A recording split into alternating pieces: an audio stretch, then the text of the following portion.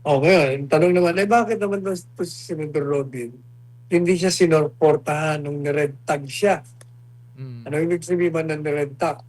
Ibig sabihin, itong si Angel, eh, parang pumapanig doon sa armado. Sa Mm. armadong NPA. Kasi nga, sa totoo lang, yun naman ang mga nagpapanggap na nag-a-advocate kunyari ng peaceful means, tatakbo. Ang katunayan, mga front lang yon ng armadong komunista. Kaya hindi siya pwedeng pagtanggol ni Robin. Kasi nga, identified ka doon sa armado, yun nga ang illegal yun ang mali. Attorney Sal, sa iba nga issue po, meron po akong gustong hingin sa inyo na komento kasi nga kahapon din nag-viral din itong post ng artista nga si Angel Locsin regarding nga dun sa pahayag ni Senator Judge Robin Padilla na siya ay naging isang komunista. Kaya sinita ni Angel Locsin si Senator Robin Padilla sa isang social media post matapos itong sabihin na isa siyang komunista. Ayon sa aktres, natuwa siyang naging tapat si Padilla sa kanyang panindigan. Pero kinwestiyon niya ito kung bakit hindi ito nagsalita nung umano'y nire-red tag siya. Tinanong din ng aktres kung bakit tila mas ipinagtatanggol pa umano ng senador itong si Pastor Apollo Sikibuloy na at kinwestiyon ang posisyon nito kaugnay sa China at binigyan din niya na ang pananagutan ng mga opisyal ay dapat para sa sambayan ng Pilipino. Sa kanyang pahayag, nilinaw naman ni Padilla na ang tinutukoy niyang komunismo itong konsepto ng pagkakapatiran, malasakit sa kapwa at pantay na pamamahagi ng yaman at hindi yung armadong pakikibaka. Iginit din niyang hindi salungat ang kanyang paniniwala sa kanyang pananampalatayang Muslim, pagiging reservist ng Philippine Army at suporta sa kapayapaan ng bansa. Ano pong inyong what's your take on this po, Attorney Sal? Unang-una, yung sinasabi ni Senator Robin na komunista siya, ay Mm. hindi masama yun. Hindi yata naiintindihan nitong artista kung ano talaga ang ibig sabihin ng komunista.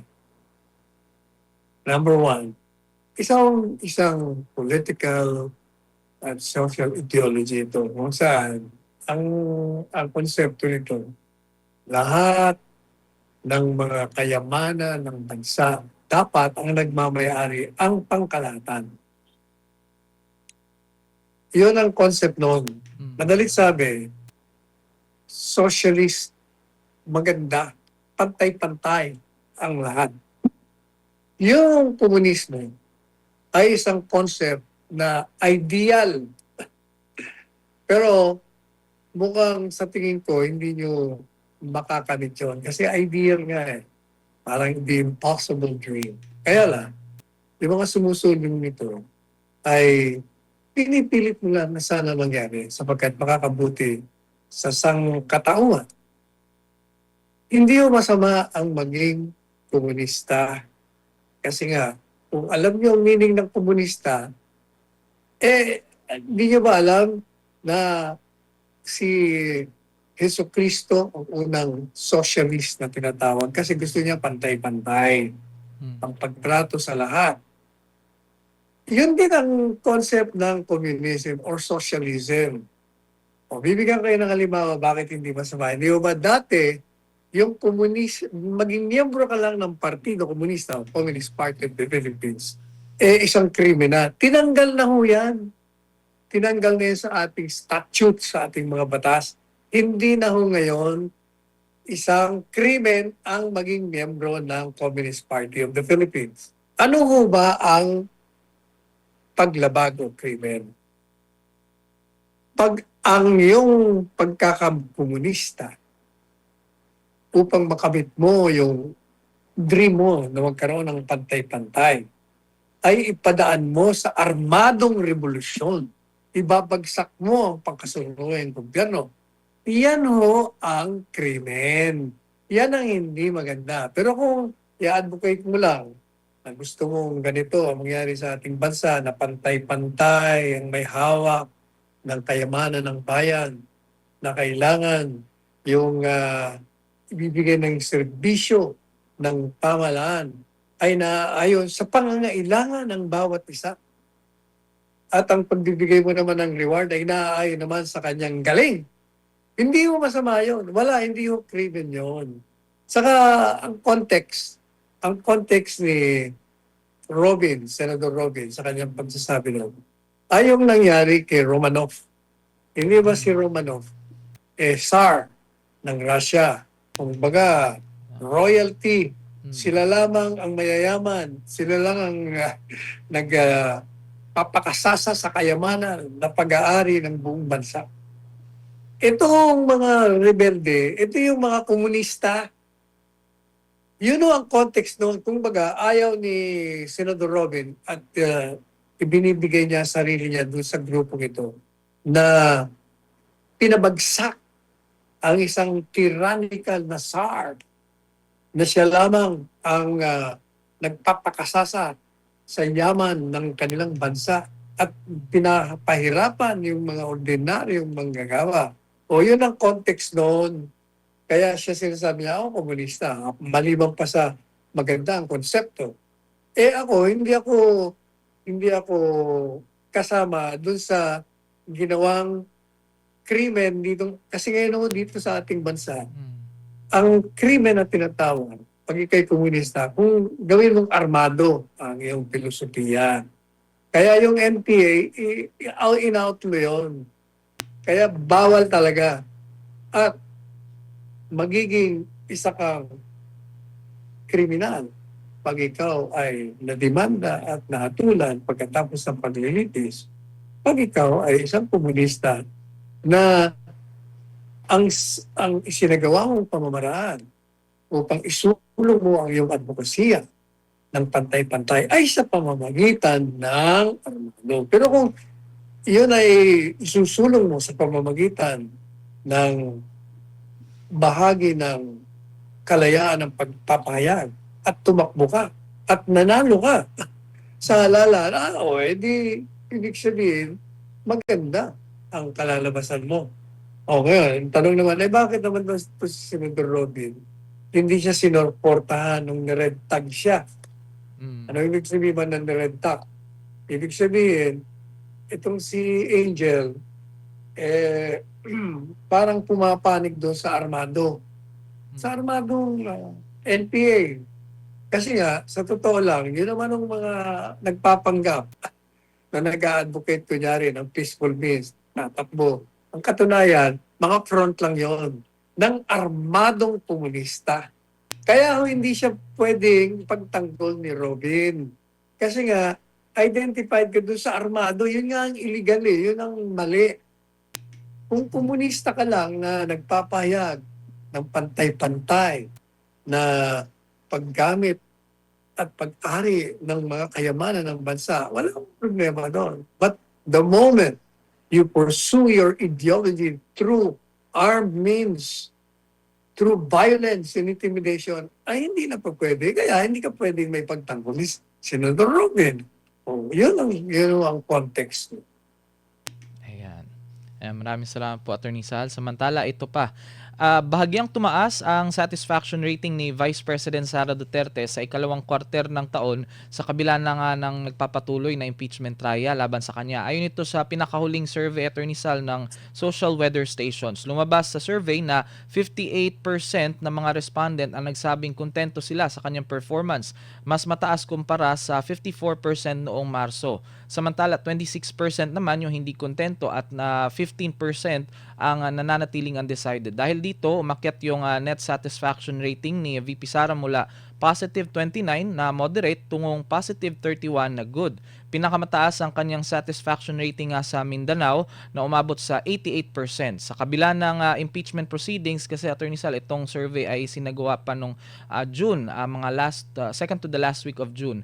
Nananatili siyang may pinakamataas na net satisfaction rating sa hanay ng mga pangunahing opisyal ng pamahalaan batay sa naturang survey. Ano pong inyong komento dito?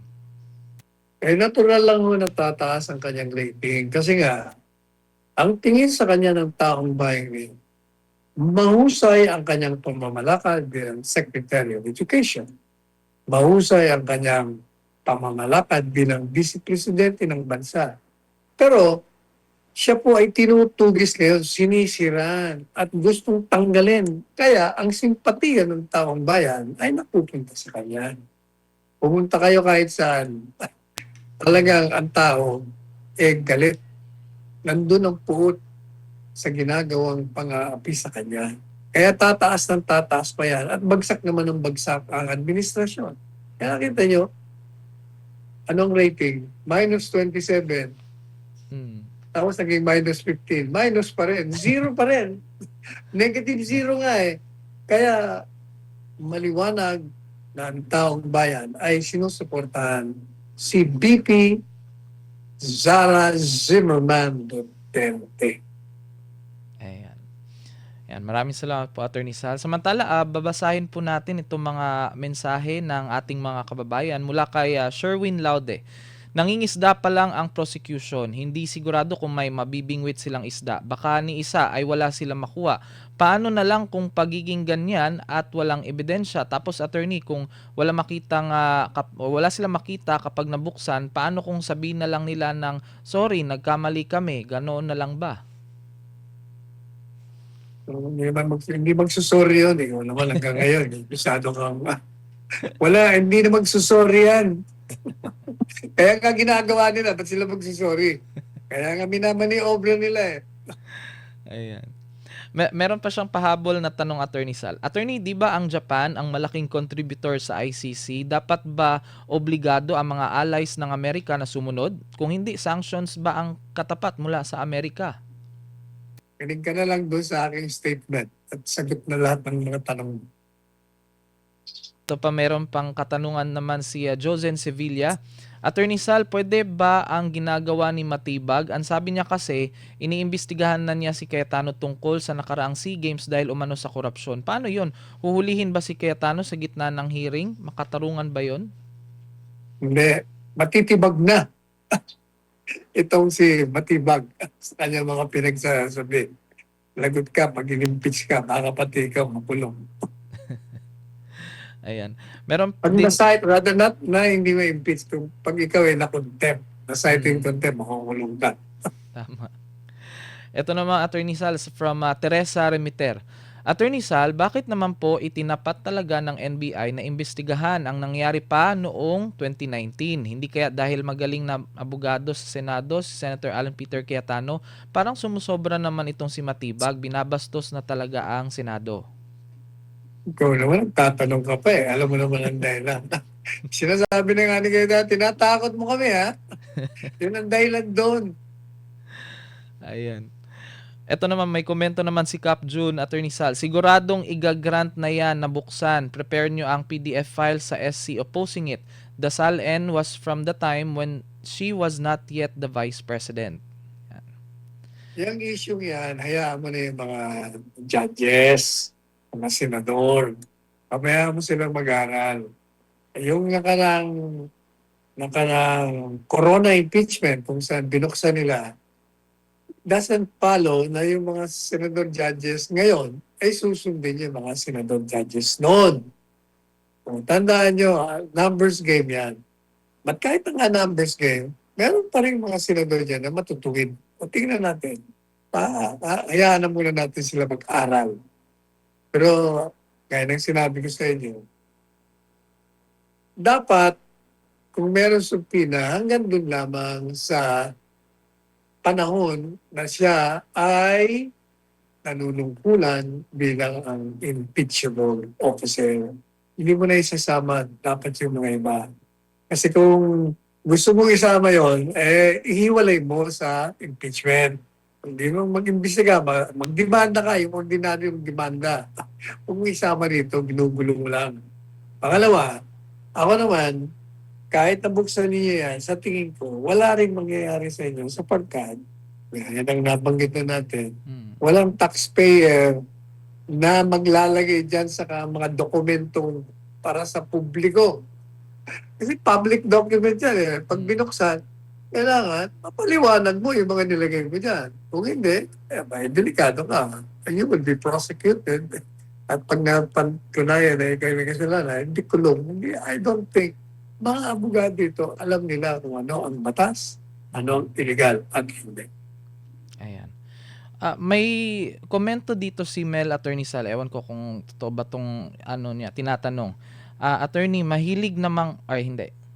Ito, Attorney Sal, ano po masasabi niyo sa pagkabenta ng isang government asset ulit na entire fifth floor ng Atrium Makati sa isang private developer sa halagang 1 billion deal? So, ibig sabihin, meron na namang nanakawin pala. At meron naman pala pera tayo sa treasury. Talagang hanga ako dito sa gobyerno ito. Ayan. At ito pa from Ada Absalon. Salamat Attorney Sal Panelo sa paglilinaw ng mga tanong ni Senator Robin para lubos na maunawaan ng sambayan ng Pilipino. God bless. Ayan.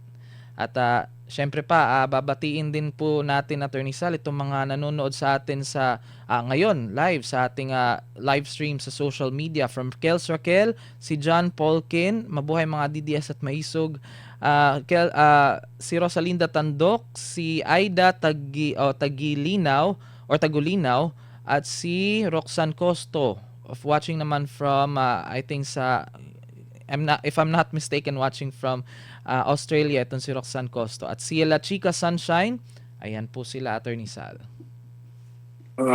Sana po ay nasa mabuti kayong kalagayan at kalusugan kahit na mahirap ang mga kalakaran ngayon.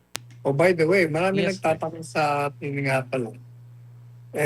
Kasi nabanggit natin yung isang bagong kilusan, yung PPPP, Yes. People's Protest Against Plunderers Politicians. Sa wikang Pilipino ay pambansang pagkilos o pagkakaisa ng mga patriotikong Pilipino. Maraming gustong mag-miyembro doon. Kaya nyo, tatanungin natin yung mga organization kung paano kayo magiging miyembro. Kasi marami nang ginadagsado yung mga identified na PPPP kung paano sila makakasama. Kasi ito ay bihikulo para kay Tay Sara at saka bihikulo ito para kayo'y manindigan sa inyong mga damdamin na hindi nyo na maitago ang inyong pagsalungat, pagkontra sa mga ginagawang kamalian, iligalidad, pagnanakaw ng mga walang iyang politiko na ngayon ay may hawak ng kapangyarihan. PPP. Parang 4-piece Attorney Sal. Pero iba yun sa sa ayuda ng gobyerno. At syempre aabangan na natin mga tagapanood kasi nga parang gusto talaga nilang sumali diyan sa kilosang yan. At muli, maraming salamat po sa ating mga kababayan na walang sawang sumusubaybay sa ating programa. Sa pangalan po ni kapartner Hannah Jane Sancho, ako po si Carlo de la Peña. At ako naman po inyong lingkod. Muli, nagpapasalamat sa inyong patuloy na pagsubaybay at yung mga nanonood sa atin sa TikTok, sa Facebook, at sa YouTube na daan-rin mo na. Wow. Nanonood sa atin. Sige, salamat po. Magkita-kita tayo muli sa ganito-ring oras.